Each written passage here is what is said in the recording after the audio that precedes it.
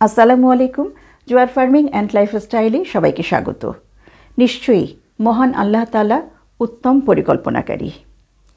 আজকে আমি পোলট্রি সেক্টরে খুব গুরুত্বপূর্ণ এবং খুবই উপকারী একটি অ্যান্টিবায়োটিক নিয়ে কথা বলবো। এই অ্যান্টিবায়োটিকটি যে শুধু মাত্র পোলট্রি সেক্টরে গুরুত্বপূর্ণ তা কিন্তু নয়, এটা সব ধরনের গবাদি পশু অর্থাৎ গরু, ছাগল, ভেড়া, মহিষ এই সব প্রাণীর জন্য কিন্তু এটি খুবই কার্যকরী। কথা বলছি টলট্রাজোরিল গ্রুপের অ্যান্টিবায়োটিক নিয়ে, অর্থাৎ আজকের অ্যান্টিবায়োটিকটির জেনেরিক নাম হচ্ছে টলট্রাজোরিল।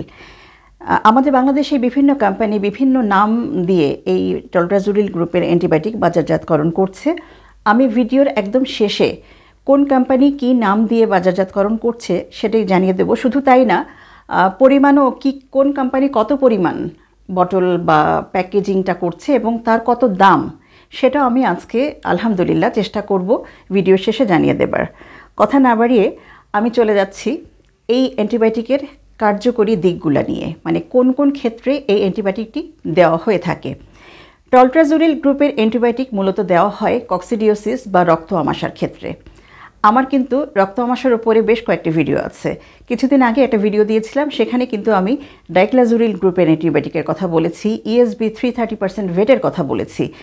তো সেখানে কিন্তু আরেকটা কথা বলা ছিল যে রক্তের রং দেখে, মানে যখন রক্ত আমাশা হবে আপনার মুরগি বা হাঁসের বা টার্কি বা কোয়েলের বা পাখির, সেই পোলট্রি সেক্টরে সেই প্রাণীর রক্তের রং দেখে, রক্ত লালচে না কালচে, এই রংটা দেখেই কিন্তু আমরা গ্রুপ নির্বাচন করি। ডাক্তার কী ধরনের গ্রুপ কোনটাতে দেয় সেটাই কিন্তু আমি বলার চেষ্টা করেছিলাম এবং অবশ্যই ডাক্তারের সাথে কথা বলেই আমি আপনাদেরকে ভিডিওটা দিয়েছি আলহামদুলিল্লাহ। তো আজকে যে টলট্রাজোরিল গ্রুপের অ্যান্টিবায়োটিক নিয়ে কথা বলছি, এটা কিন্তু আপনারা চাইলে দুই ধরনের রক্ত অর্থাৎ অনেক সময় দেখা যায় কালচে রক্ত হয়, আবার অনেক সময় দেখা যায় যে রক্ত আমাশা হলে টাটকা রক্ত হয়, আবার কোনো কোনো সময় গুড়ের মতো রঙও কিন্তু আসে। তো এই সব ধরনের পায়খানাতেই আপনারা এই টলট্রাজোরিল গ্রুপের অ্যান্টিবায়োটিকের প্রয়োগ করতে পারেন আলহামদুলিল্লাহ। এটা কিন্তু একটা বড় ব্যাপার। এই কারণে আমি বলবো যে আমার নিজস্ব মতামত থেকে আপনারা অবশ্যই চেষ্টা করবেন এই টলট্রাজোরিল গ্রুপের অ্যান্টিবায়োটিক বাসায় রাখার জন্য বা খামারে রাখার জন্য। এই অ্যান্টিবায়োটিকটি মূলত রক্ত আমাশার ক্ষেত্রেই ব্যবহার হয়। এখন আর কোনো ক্ষেত্রে ব্যবহার হয় কি না সে প্রশ্নের উত্তরে বলবো যে যদি ভেটেরিনারি ডক্টর বোঝেন যে মুরগির খুব ক্রনিক বা জটিল আমাশয় হয়ে গেছে, যেটা পরবর্তীতে রক্ত আমাশয়ে টার্ন নিতে পারে, সেই ক্ষেত্রে কিন্তু উনি এই অ্যান্টিবায়োটিকটি দেন মুরগিকে। এছাড়া যখন ফিডের পরিবর্তন হয়, মুরগির ফিড যখন আপনি পরিবর্তন করবেন তখন দেবেন।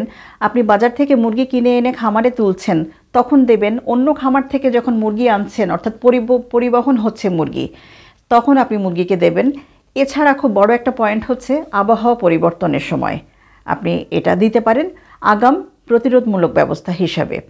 আমি আগে ভিডিওর প্রথমেই কিন্তু বলেছি যে যে কোনো ধরনের রক্ত অর্থাৎ কালচে হোক রক্ত বা লাল একেবারে টাটকা লাল হোক বা হলুদ ধরনের রক্ত হোক, যে কোনো ধরনের রক্ত আমাশার ক্ষেত্রেই কিন্তু আপনারা এই টলট্রাজোরিল গ্রুপের অ্যান্টিবায়োটিক মুরগিকে দিতে পারেন এবং আশা করি আলহামদুলিল্লাহ ভালো রেজাল্ট পাবেন। আমরা যারা খামার করি, খামারিরা কিন্তু কম বেশি সবাই জানি যে এই রক্ত আমাশয়কে যদি আপনি আমলে না নেন বা এটাকে যদি উপেক্ষা করেন তাহলে কি হতে পারে, একদম রাতারাতি আপনার খামার শেষ হতে পারে।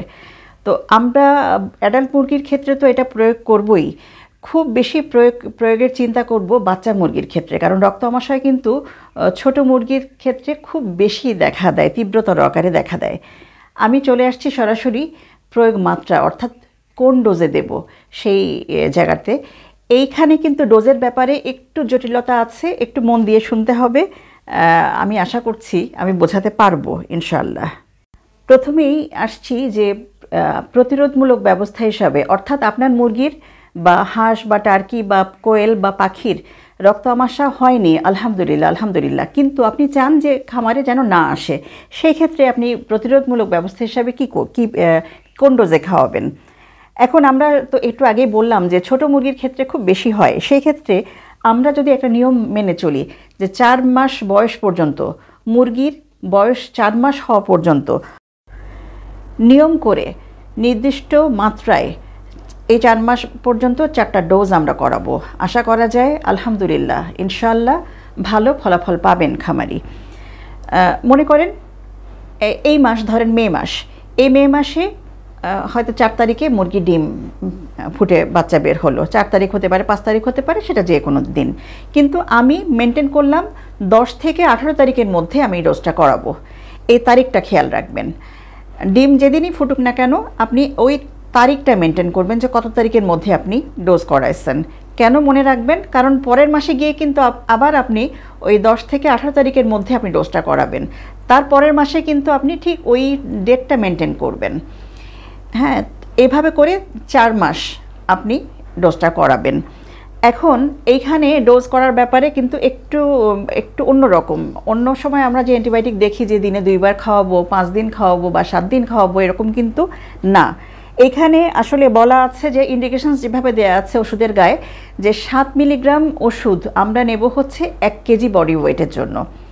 এখন ছোট ছোট বাচ্চার তো 1 কেজি বডি ওয়েট একটার হয় না। হ্যাঁ, তো সেই ক্ষেত্রে বাচ্চাগুলোকে এক জায়গায় করে ওজন করা এটা কিন্তু একটা ঝামেলা। খুব সহজে একটা উপায় বলে দিই। 1 মিলিগ্রাম ওষুধ 1 লিটার পানিতে মেশাবেন, অর্থাৎ 1 ml ওষুধ নেবেন, 1 লিটার পানি নেবেন, মেশাবেন, মুরগিকে দেবেন। হ্যাঁ, এবার আপনি বুঝে নেবেন যে আপনার মুরগি কতগুলা, সংখ্যা কতগুলো, কতটুকুন আমার পানি লাগে। এটা তো সব খাবারই জানেন। এবার কয়দিনের জন্য দেবেন বা কয়বার দেবেন? দিনে কি 1 বার দেবেন না 2 বার দেবেন? একদম টানা চলবে 2 দিন। অর্থাৎ ধরেন 10 তারিখে আপনি দিলেন, 10 তারিখ পুরো দেবেন, 11 তারিখ পুরো দেবেন, 48 ঘন্টা পুরোপুরি দেবেন। কিন্তু এখানে একটা কথা আছে, আমি কি পানি ধরেন আমার সারা দিনে লাগে হচ্ছে 4 লিটার পানি।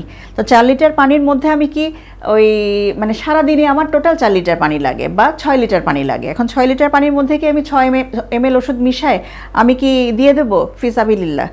না, কিন্তু এটা করলে কিন্তু বিপদ হবে। আমরা একটা দিনকে 8 ভাগে ভাগ করি, এই 3 ভাগে ভাগ করি।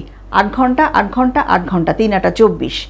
8 ঘন্টার জন্য সাধারণত আমরা পানিটা দেই। এই 8 ঘন্টার জন্য আমার ধরেন কথার কথা 2 লিটার পানি লাগবে। ঠিক 2 লিটার পানিতে 2 ml ওষুধ মিশালাম, তারপরে দিলাম।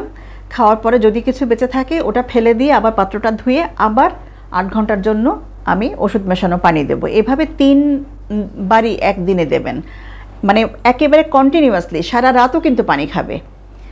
এটা কিন্তু মাথায় রাখবেন। এই ডোজটা যখন করাবেন রাতে শেডের লাইট জ্বালানো থাকবে। আর আমরা তো এমনি জানি যে বাচ্চা মুরগি যখন ছোট থাকে তখন এমনিতেই কিন্তু খামারি রাতে আলো জ্বেলে রাখে।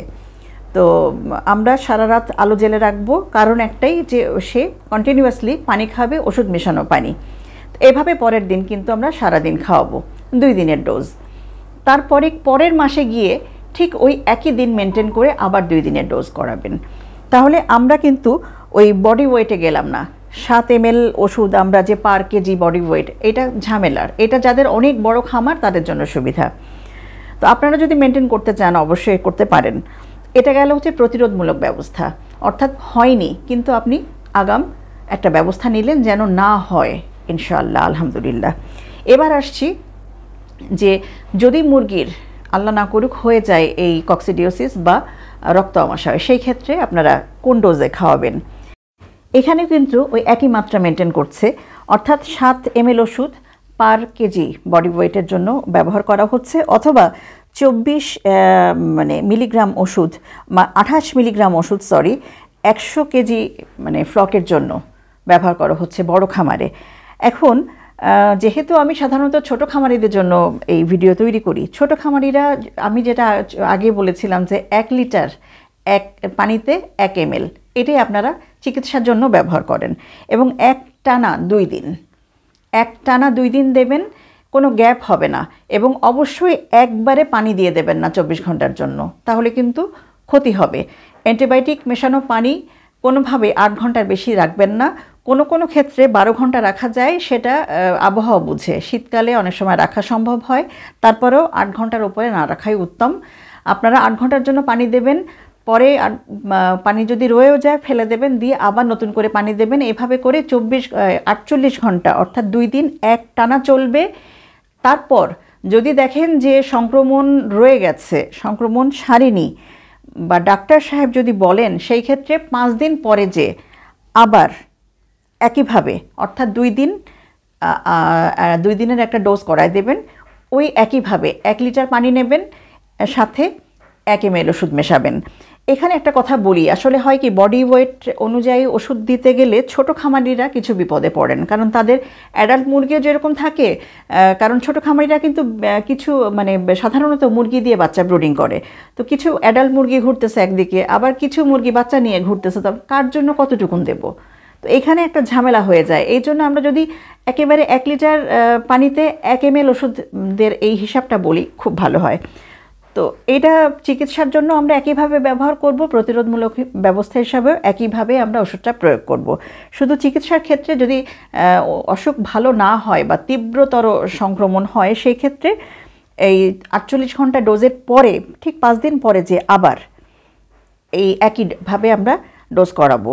এবার চলে আসছি যে ওই যে বলেছিলাম যে বিভিন্ন কোম্পানি কি কি নামে এই ওষুধটা বাজারজাতকরণ করছে এবং সেই ওষুধের দাম কত এবং কত লিটারের প্যাকেজিং, সেটা আমি এখন জানাই দিচ্ছি। আলহামদুলিল্লাহ, একমি ল্যাবরেটরিজ লিমিটেড অ্যান্টিকক ভেট নামে এই অ্যান্টিবায়োটিকটি বাজারজাতকরণ করছে এবং বাজারে 2 ধরনের বটল দেখতে পাওয়া যায় এই কোম্পানির। একটা হচ্ছে 100 ml এর বটল, আর একটা 500 ml এর বটল। 100 ml এর বটলটা 456 টাকা বিক্রি হয়, আর 500 ml এর বটল 1550 টাকা বিক্রি হয়। দাম কিন্তু ওঠানামা করে, হ্যাঁ, আপনারা কিনতে গেলে বেশিও হতে পারে, কমও হতে পারে, সেটা বুঝে নেবেন। স্কয়ার ফার্মাসিউটিক্যালস লিমিটেড কক্সিট্রিল ভেট এই নামে বাজারজাতকরণ করছে অ্যান্টিবায়োটিকটির, এবং এখানে 100 ml এর বটল পাওয়া যায় বাজারে, যেটার মূল্য হচ্ছে 455 টাকা। পপুলার ফার্মাসিউটিক্যালসের এই অ্যান্টিবায়োটিকটি নাম হচ্ছে টলিকক্স। এটারও 100 ml এর বটল পাওয়া যায়, অর্থাৎ একটাই প্যাকেজিং, এবং এটার মূল্য হচ্ছে 466 টাকা। ইনসেপ্টা ফার্মাসিউটিক্যালস লিমিটেড বিক্রি করছে টলট্রাকক্স ভেটই কিন্তু বেশি দেখা যায় সাধারণত। এটা 2টা বটলে পাওয়া যায়, 2টা প্যাকেজিং দেখা যায়।